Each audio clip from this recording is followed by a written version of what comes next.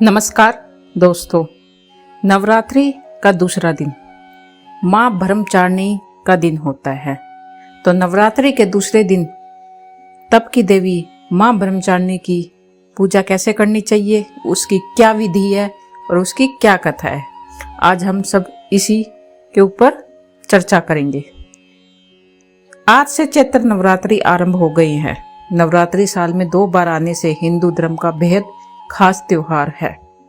नवरात्रि के 9 दिनों तक माता रानी के भक्त उनके 9 स्वरूपों की पूजा करते हैं, जिसमें से सबसे पहले माँ दुर्गा की शैलपुत्री रूप की पूजा की जाती है। इस दिन लोग अपने घरों में कलश स्थापना करते हैं और फिर 9 दिनों तक पूजा करते हैं। नवरात्रि के दूसरे दिन माँ दुर्गा के ब्रह्मचारिणी रूप की पूजा की जाती है। इस दिन विशेष रूप से माता की कृपा पाने के लिए भक्त तरह तरह के जतन करते हैं, व्रत रखते हैं, मन्नत मांगते हैं, भोग आदि तैयार करते हैं। माना जाता है कि माँ ब्रह्मचारिणी संसार में ऊर्जा का प्रवाह करती है और मनुष्य को उनकी कृपा के आंतरिक शांति प्राप्त होती है। पुरानी कथाओं के अनुसार माँ ब्रह्मचारिणी तप की देवी है, जिस कारण उनका नाम ब्रह्मचारिणी पड़ा।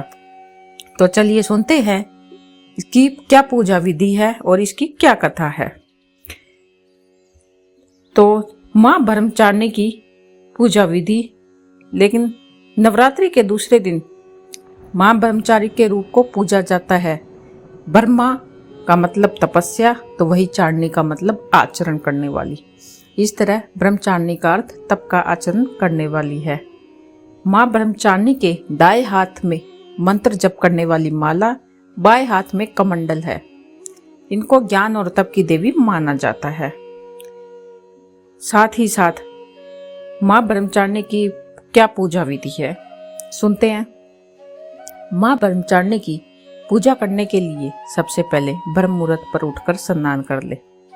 पूजा के लिए सबसे पहले आसन बिछाएं। इसके बाद आसन पर बैठकर माँ की पूजा करें।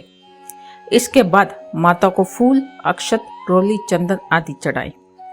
ब्रह्मचारिणी को माँ को भोग स्वरूप पंचामृत चढ़ाएं। इसके साथ ही मिठाई का भोग लगाएं। इसके साथ ही माता को पान, सुपारी, लौंग अर्पित करें।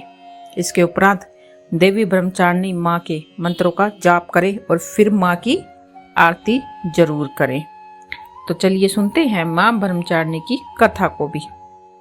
पौराणिक मान्यताओं के अनुसार देवी ब्रह्मचारिणी ने पर्वतराज हिमालय के घर पुत्री के रूप में जन्म लिया। उस समय भगवान शंकर को पति के रूप में पाने के लिए नारद जी की सलाह पर उन्होंने बेहद ही कठोर तपस्या की थी।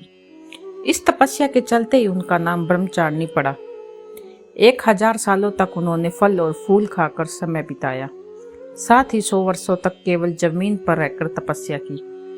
मान्यता है कि माता के कई हजार वर्षों तक निर्जल और निराहार रहकर कठोर तपस्या की। उनकी भक्ति से सभी देवता प्रसन्न हुए और उन्हें मनोकामना पूर्ति का वरदान दिया।